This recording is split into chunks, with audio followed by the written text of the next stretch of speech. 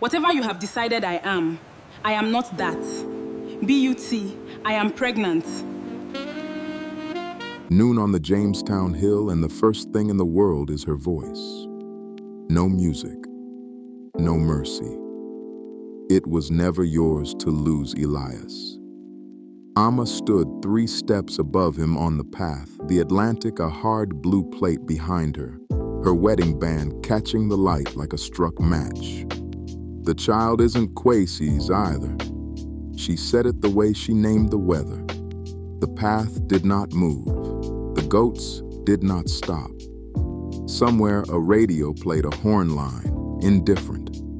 And Elias stood in the ordinary blaze of a Tuesday while the whole shape of the last night and the last 6 weeks and the last 3 years he had never been told about came apart at once. The word landed somewhere below his ribs, where the salt of last night's ocean still lived on his mouth, and it went bitter there. He had waded chest deep into that water 12 hours ago. He could still taste it. The noon heat pressed on the back of his neck like a hand that meant to hold him in place. Danso. She did not have to say the name. Elias watched the shape of it form in the air between them, and he refused it, the way you refuse a wave you see coming and cannot outrun, braced, useless, already wet. I've told them what they need to hear, Amma said, and her calm was the most frightening thing on the hill. Not cruelty, arithmetic. About the studio, about what the two of you paint after dark, about the door that is never locked and never should be for a man in this country. She smoothed her dress over the small round certainty of her belly. They will come with a reason that sounds like decency. It will not be about decency. A gull cut over them. It is about the land. It was always about the land. Told who? His voice came out level, and he did not know how. Told who? Amma. She looked at him for a long moment, and for the first time something moved under the composure. Not guilt exactly. The face of someone counting a cost she had already agreed to pay. You should leave Jamestown, she said, before the tide turns tomorrow. It was a warning. It was also the sound of a door closing on a man who did not yet know he was inside the room.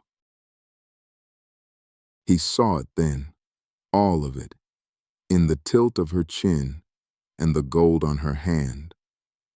A woman who had married a beautiful, dangerous secret to keep him safe, and had kept that secret 3 years like a lamp she tended, and had watched the oil run out.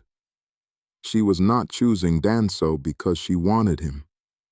She was choosing the side of the water that would still be dry tomorrow.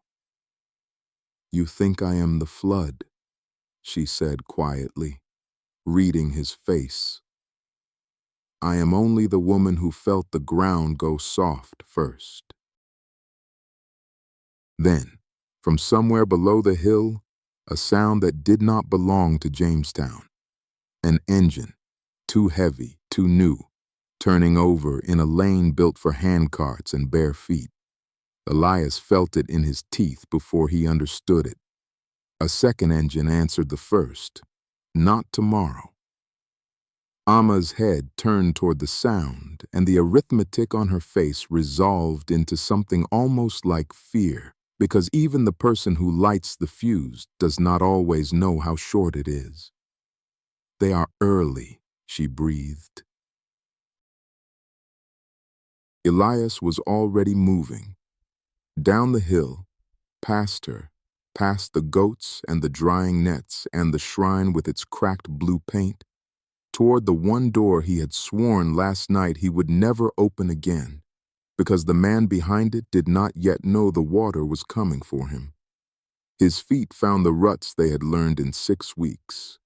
His heart found the only sentence it had left. Get there first, get there first, get there first. The sea came up loud on his left, and for once, he did not want to walk into it. He wanted to beat it. Below him, the tin roofs of the seafront studios flashed in the noon glare, and beyond them, the whole coast lay open and bright and about to be taken. Elias ran toward it with the salt still on his mouth. The studio door stood open the way it always stood open. The Sinama had sold them, hanging there in plain sight, unremarkable as breath. Inside, the linseed smell of him. Kwesi turned from the half-finished wall with a brush in his hand and gold in his hair, and his face did the thing it had done every day for 6 weeks, opening like a window. And Elias hated that even now, even furious, even betrayed, his own body leaned a half-inch toward it. 12 hours ago, he had told this man he never wanted to see him again. He had meant it. He was here anyway. "They're coming," Elias said, and the brush stopped. Amma went to them, about the studio, about us, about the land. She told me to run before the tide turns tomorrow, except tomorrow is now, Kwesi. I heard the engines on the hill. He watched the words hit. Not disbelief, that would have been mercy, but something worse, recognition. The slow, terrible nod of a man learning that the person who had guarded his life for 3 years had finally set it down. "She's pregnant," Elias added, gentler than he wanted to be. "It's Danso's."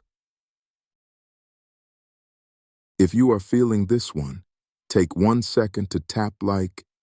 It is how these stories find the next person who needs them. Subscribe and stay with Elias. Now, back to the shore. It is not what you think. Kwesi set the brush down with a care that shook. Amma and I, there was never. He pressed the heels of his hands to his eyes. 3 years ago, the wrong people began to ask the wrong questions about me. A man who paints what I paint, who loves how I love. She offered me a ring, a roof over the truth. We built a marriage that kept 2 people alive. He looked up. I did not lie to you about a wife. I failed to tell you about a shield. There is a difference, and I know it does not feel like one. And Elias, who had spent 6 weeks learning the grammar of this man's silences, understood. The marriage had never been a betrayal of him. It was older than him and sadder, and it had been failing for months before he ever stepped off the plane. A shield only holds while the one holding it has nothing better to stand behind. Danso had offered Amma the dry ground, a child, a name that opened doors instead of inviting raids. She had not stopped loving Kwesi. She had simply run out of the strength it costs to protect someone for free. Julius Danso. Elias could still feel the cool of that cream car, the sunglasses that never came off indoors, the broad proprietary hand that had settled on the back of his neck in an empty white studio uptown and called it generosity. Half Ghanaian, half American, all appetite. A land developer who called himself a patron because patrons are harder to arrest. He had offered Elias a studio with north light and no rent, and Elias had understood even then that the north light came with a leash. He had not understood until this hill, this noon, that Jamestown was the thing being cleared to build the room. He wants the seafront, Kwesi said, moving to the window, and the fishing families below moved through their ordinary morning, mending, salting, unaware. All of it. The lighthouse to the lorry park. He has a wall drawn on a map in an office in Accra, and behind the wall, apartments for people who will fly in to watch our sunset. The families have lived here since before the Republic. They have no papers a court in his pocket will read. He turned.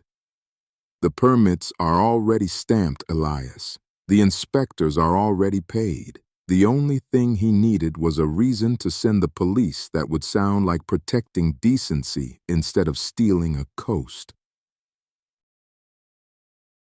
And the reason had a face, and the face was theirs. 2 men and an unlocked door and paint that dried into something the wrong official could call obscene. Amma had handed Danso the match because Danso had handed Amma a future, and the fuse ran straight through the studio where Elias had learned to hold a brush to be held to stop running long enough to be seen. He looked at the half-finished wall, the great locked figure Kwesi had been painting for weeks. The man Elias did not yet know was a portrait of who he would become, and understood that it was evidence now. He offered you money, Elias said. It was not a question. Kwesi's jaw worked. Twice. Enough to leave and paint in a city where no one would raid me. Enough to take you with me. The linseed and sea salt of him thickened in the small hot room. I said no, because the moment I take his money, the coast is his, and I am the man who sold it. I would rather he burn me clean than buy me dirty. And there it was, the thing that had first pulled Elias across an ocean toward this man. Kwesi was standing in a fire he could have walked out of, because walking out would have cost the only thing he refused to spend. Elias made himself really look at what a wall on a map would erase. Auntie Afua's mending nets in the shade of a boat named for her grandmother. Boys diving off the old jetty into water their fathers had fished. The blue shrine, the smoke of grilling tilapia, the murals climbing every crumbling wall like the town was teaching itself to remember out loud. This was not a backdrop to his heartbreak. It was a whole living thing, and it was about to be quietly killed by a man in sunglasses who would never once raise his voice. Something in Elias's chest, long trained to grieve privately, began instead to organize. How many families? He heard himself ask. Kwesi blinked. Elias. How many? On the seafront, between the lighthouse and the lorry park. 40, 50 households. Then it is not 2 men and a door, Elias said, and the sentence came from a place he had never used before, a foundation he did not know he had poured. It is 50 households and a stolen coast and a paper trail somewhere with a lie on it. They are counting on us being ashamed and quiet. Shame is quiet. 50 households don't have to be. He did not sound like a boy who had come to Ghana to disappear. Then you have to go. Kwesi crossed the room and took him by the arms, and the grip was the same one from the lane last night, the same one Elias had wrenched away from, and this time he did not pull free. Listen to me. They cannot touch a Ghanaian muralist the way they can touch an American boy they can call a corrupter. If they find you here, you are the headline that makes it clean. Go to Accra. Go to your auntie. Be far from this door when the tide turns, and leave you standing in it. Yes. No, Elias said. I've done enough running for one trip. His phone buzzed against his hip like a second heartbeat. A Harlem number, his mother's careful voice already recording itself into the silence. Elias. Baby, call me. It's your father. Ruby never called him baby unless the ground was moving. He stood in the doorway of a studio about to be raided on a coast about to be stolen and held a small glowing rectangle that carried his whole other life across 5,000 miles. He's in the hospital. He's asking for you. He won't say it, but he's asking. Silas Vance, the father who had never once asked for him, asking now. He listened to it twice, standing very still, while Kwesi watched him drown quietly in a doorway. Two floods, one on each side of an ocean, and only one body to throw against either. Silas, who had told his son that a man who loved men had chosen to be nothing, who had let Elias buy a one-way ticket to Ghana rather than say stay. Silas, sick now, asking. And Elias understood with a clarity that felt like grief that if he got on a plane tonight he would be choosing the father who had never fought for him over the coast that was teaching him how to fight. The compass in his pocket had never felt heavier. He drew it out without deciding to. The small brass compass Kwesi had pressed into his hand their first week, its glass scratched, its needle honest. So you always know which way the earth is turning, Kwesi had said, and made it a joke, and meant it entirely. The needle swung and settled, indifferent to fathers and floods, pointing the only direction it knew. North was uptown and Danso's empty white room. North was Accra and safety. The needle did not care, but Elias's hand, closing over the glass, had begun to. When you first brought me here, Elias said, you told me the murals were how the town made the earth remember. That paint was just dirt that refused to forget. Kwesi went very still. If I run tonight, the earth forgets me. It forgets all of them. Danso builds his wall, and in 5 years, no one flying in for the sunset will know a single name that used to live under it. He put the compass away. I'm not going to be a thing this coast forgets, and neither are the 50 households. So no, I'm not getting on a plane. It was the first blueprint he ever drew, and he drew it in a doorway, out loud. Outside, the ordinary morning had begun, almost imperceptibly, to change its weather. A man Elias half recognized stood at the top of the lane with a phone and a clipboard, counting roofs. A second cream car idled where no car should fit. Down on the water, a fishing boat came in early, its crew looking up the hill instead of at their nets, the way animals look up before a storm they can smell and cannot see. Kwesi followed his gaze, and his face closed like a fist. That is Danso's man, he said quietly. He only counts a thing before he takes it. He found Amma alone in the hillside house, the same groundnut soup breathing on the same stove where she had gutted him 6 weeks ago with the word wife. She did not turn. You did not run, she said. No. Then you are a fool, and he loves you, so of course you are. She stirred. Sit. You will not eat, but sit.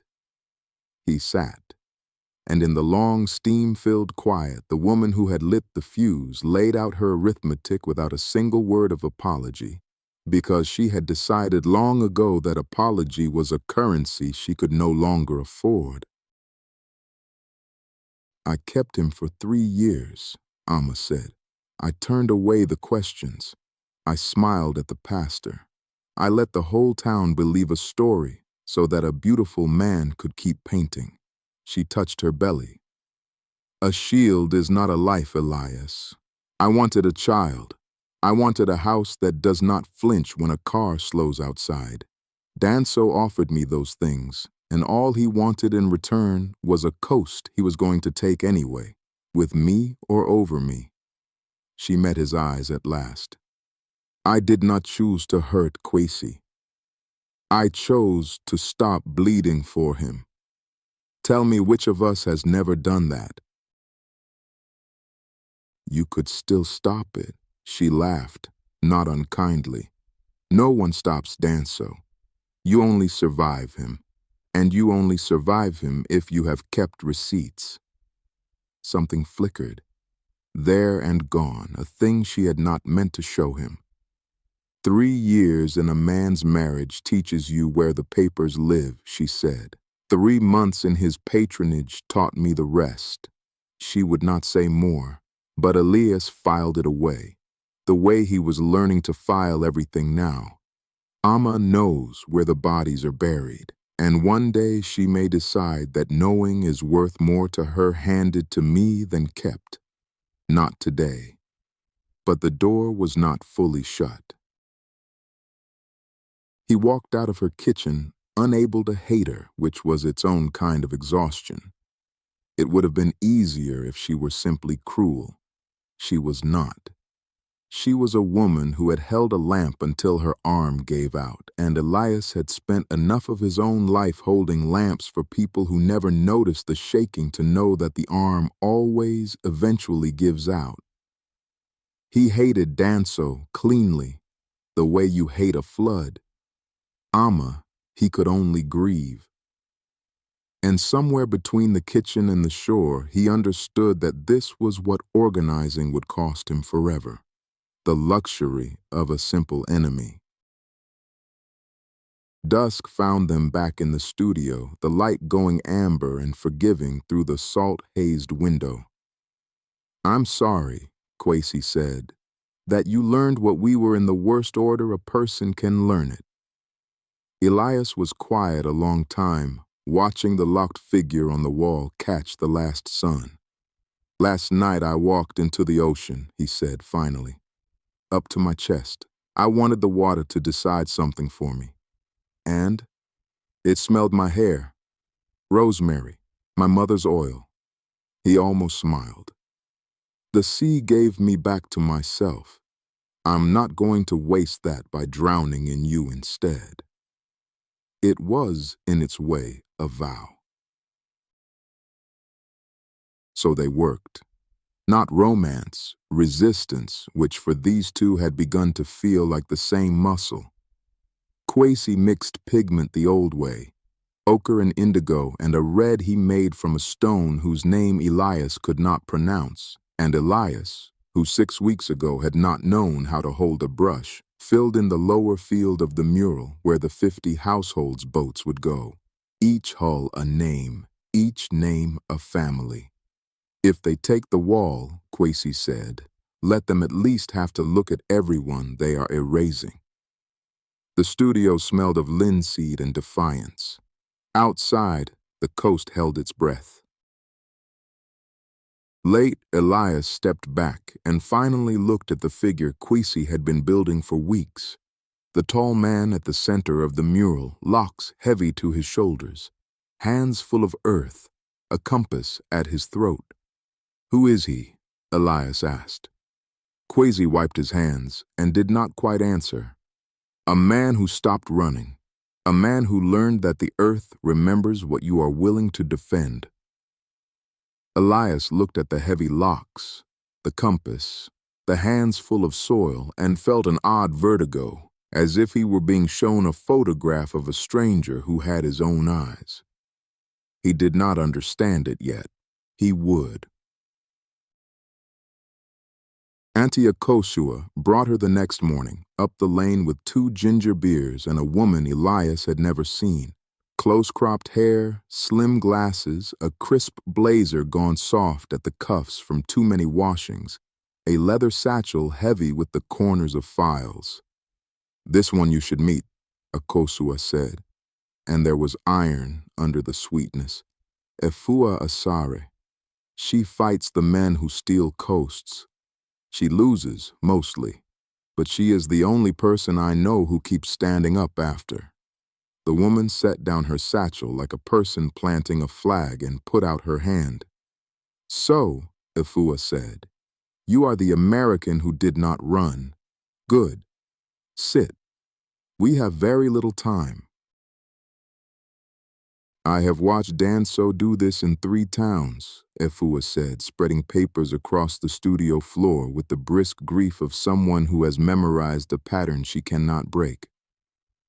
"It is always the same architecture. A permit no one saw filed.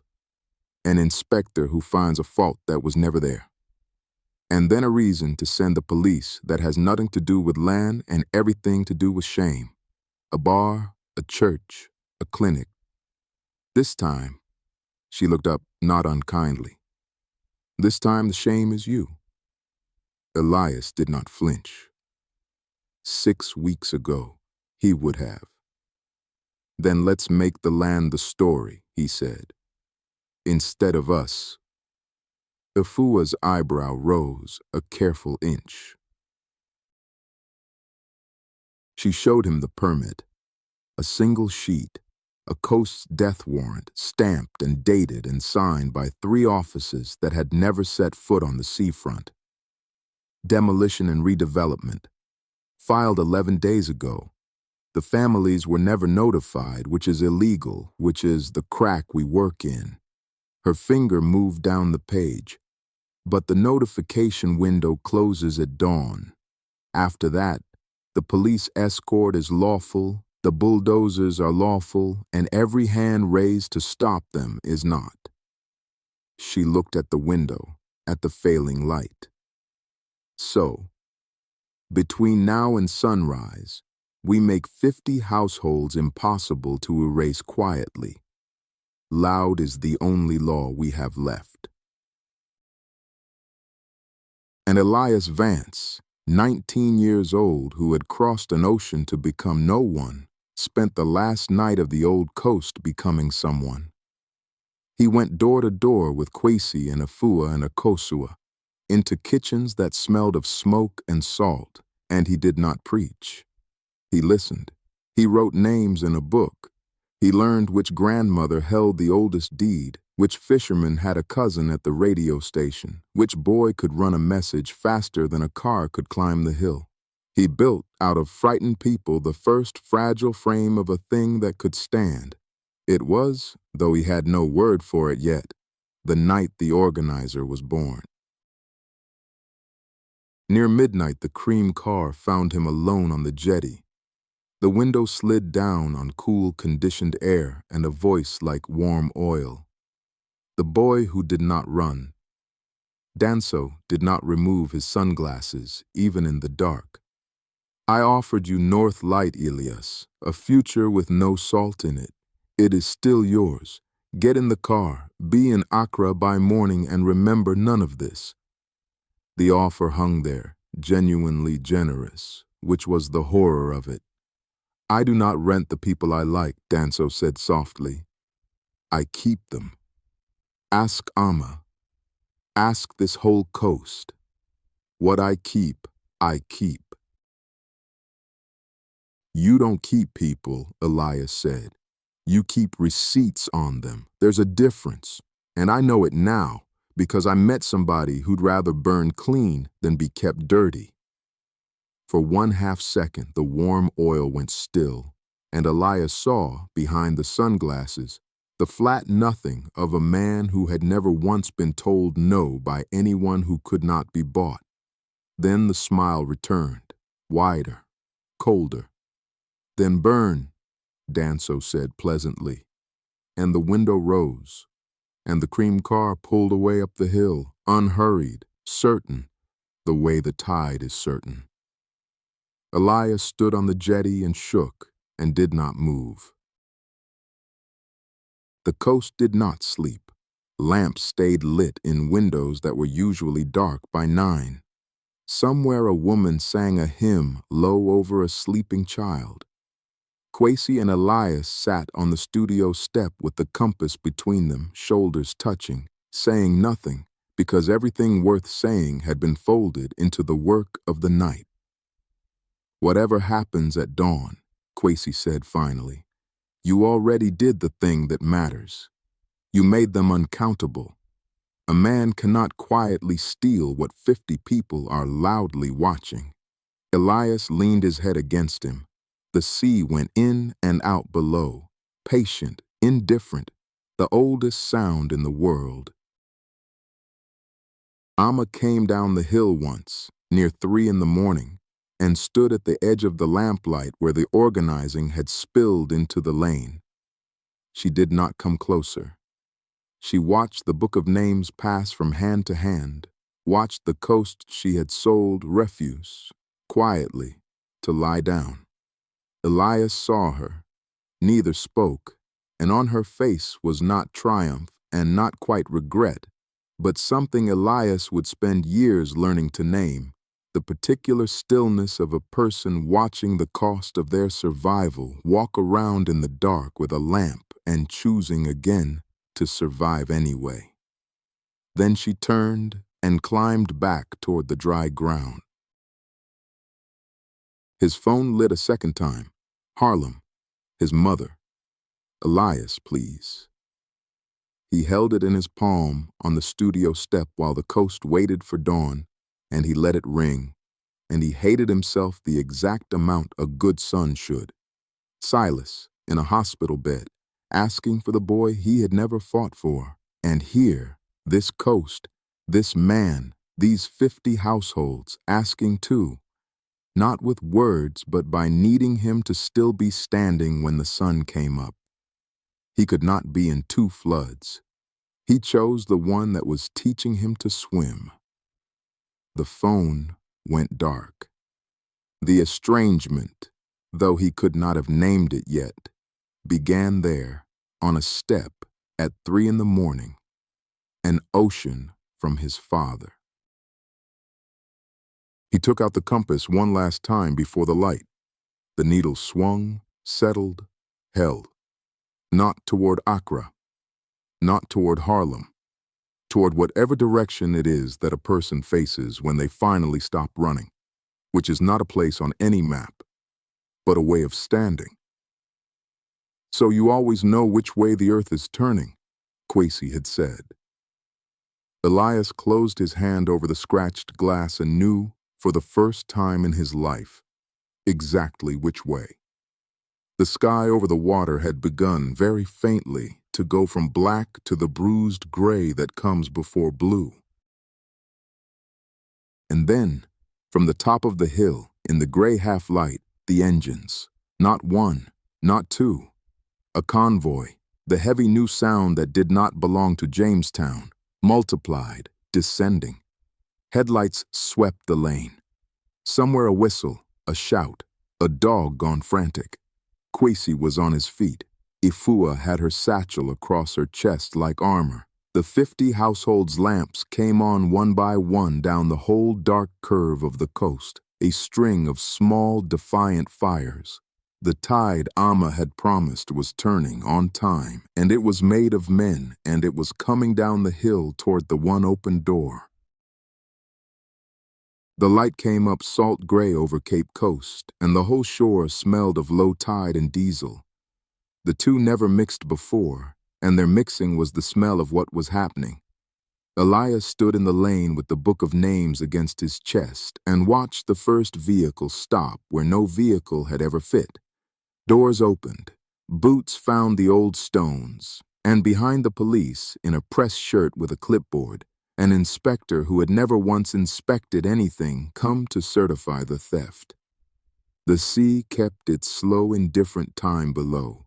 The coast, for one held breath, waited to see what 50 lit windows were worth.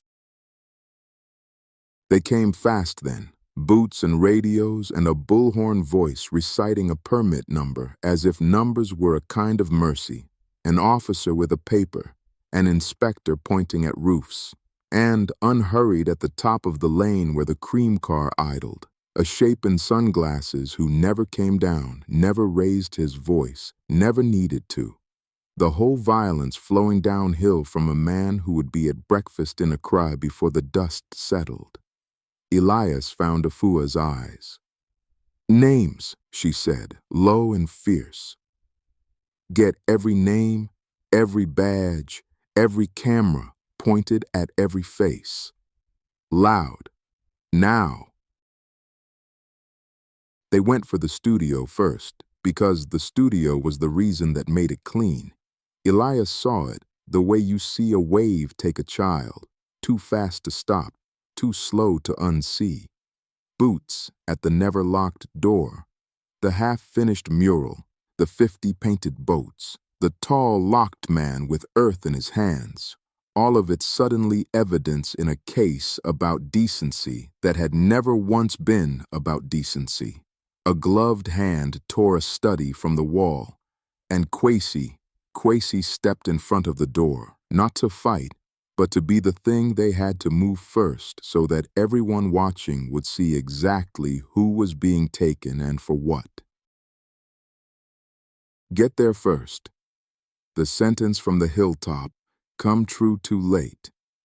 Elias was moving before he decided to, shoving through boots and neighbors and the bullhorn's flat recitation, the book of names still crushed to his chest, screaming a name that the sea and the engines swallowed whole.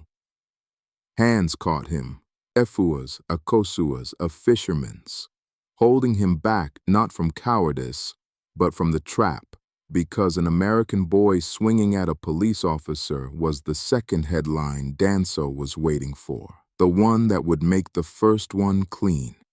Not like this, Efua hissed in his ear. Not the way he wants. Watch, remember, we take him back in a room, not a riot. They did not bulldoze it. They did something quieter and worse. They photographed it, cataloged it, and painted over the lower third in flat municipal gray while the artist watched. The 50 boats, the 50 names, gone under a roller in 90 seconds. The way a coast's memory is always erased. Not with fire, but with paperwork and a bucket of the cheapest paint the city stocks. Quasi made a sound Elias had never heard from him. Not for himself, for the boats. For the names, for the earth that had, for 90 seconds, been made to forget out loud. Then they took him, hands behind his back, the gold cuffs in his twists catching the gray light, the Sankofa pendant swinging once against a police vest. The old symbol for go back and fetch what was left behind, pressed for 1 second to the chest of the machine erasing everyone. They read him a charge with the word indecency in it and did not read him the real one, which had no word because we wanted your coast is not a crime the way loving a man is. Quasi did not struggle. He found Elias's face across the churn of boots and neighbors, and held it, and mouthed 2 words. The earth. Then the door of the vehicle closed on him. It was exactly like the ocean. Elias understood that with a terrible clarity as the vehicle pulled up the hill, that he was chest deep again, and the current had the one thing he loved, and every instinct screamed to throw his whole body after it and drown. The hands held him. The sea went in and out. And this time, it was not rosemary oil that pulled him back, but a sentence. Quisi's and now his. We take him back in a room, not a riot. He let the vehicle go. It was the hardest and most adult thing he had ever done, standing still while the water took someone because standing still was the only way to get them back.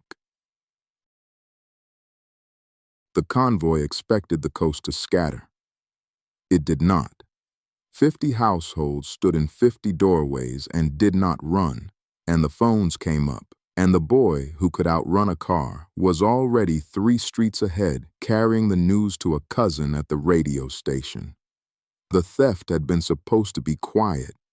It was not quiet, and in the not quiet, the raised phones, the standing grandmothers, the book of names Elias still had crushed to his chest, Danso's clean erasure had become, instead, a witnessed crime. Up the hill, the cream car finally moved. Elias watched it go and understood he had cost the man something at last. Not the coast, not yet, but the silence. She stood at the top where the dry ground began, one hand at her belly, watching the vehicle that held her husband climb toward her and pass her and disappear. Whatever she had bought, this was the price of it, and it drove by close enough to touch. Elias looked up the hill at her, and she looked down the hill at him, and across all that distance something passed between them that was not forgiveness and was not war. It was a ledger, opened. "You know where the papers live," his eyes said. Hers, for the first time, did not look away. Then she turned, slowly, toward the house. A woman alone on the dry ground she had chosen, holding the child that had cost a coast. Ifua was already working before the dust settled, satchel open on a fish crate, writing, listing, her second-hand blazer gray with the same municipal paint that had buried the boats. "Indecency will not hold," she said, more to herself than to Elias. "Because there is no complainant, but a woman who will not testify and a permit that was never served. It is a bad charge, which means it is a frightened charge, which means we have a door." She looked up at him, this formidable, tired woman who lost mostly and kept standing up. "It is one lawyer against a whole city, Elias. I will not pretend those are good odds, but you gave me 50 witnesses and a book of names. Yesterday, I had none."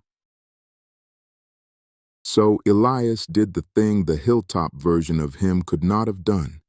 He did not throw his body after the water. He got in a shared taxi with Efua Asare and a leather satchel and rode to the district station where they were holding a muralist for the crime of being loved, and he sat on a hard bench under a ceiling fan that pushed the heat around. And he began patiently, loudly, in the correct room, to get Kwesi back. He gave his statement.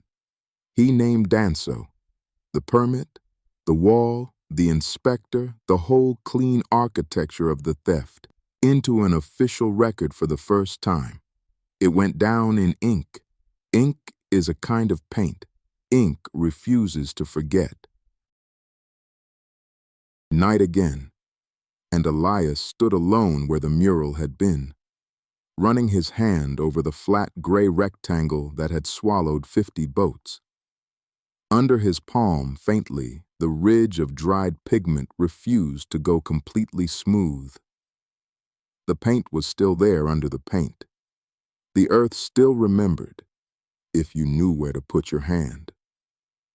"We fetch what was left behind," he said aloud to the coast, to Kwesi in a cell up the hill, to a father across an ocean he had not called back, to the boy he had been 6 weeks ago who had come here to disappear. He did not disappear. He got found, and then he stayed, and then he learned to fight. The organizer stood in the dark with his hand on a painted-over wall and made the coast a promise. Efua closed her satchel and named the next battlefield, and it had walls and a flag and a man in a robe who could be reached or bought. "They will arraign him in 3 days," she said. "A courtroom in Cape Coast. Danso will send lawyers who have never lost. We will send the truth and a book of names and whatever that woman on the hill decides her receipts are worth." She looked at Elias in the last of the light. "Get some sleep. In 3 days, we find out whether a coast can win." Above them, up the dark hill, in a house on the dry ground, a lamp came on in Ama's window, and beside it, just visible, a thick folder she had not yet decided what to do with.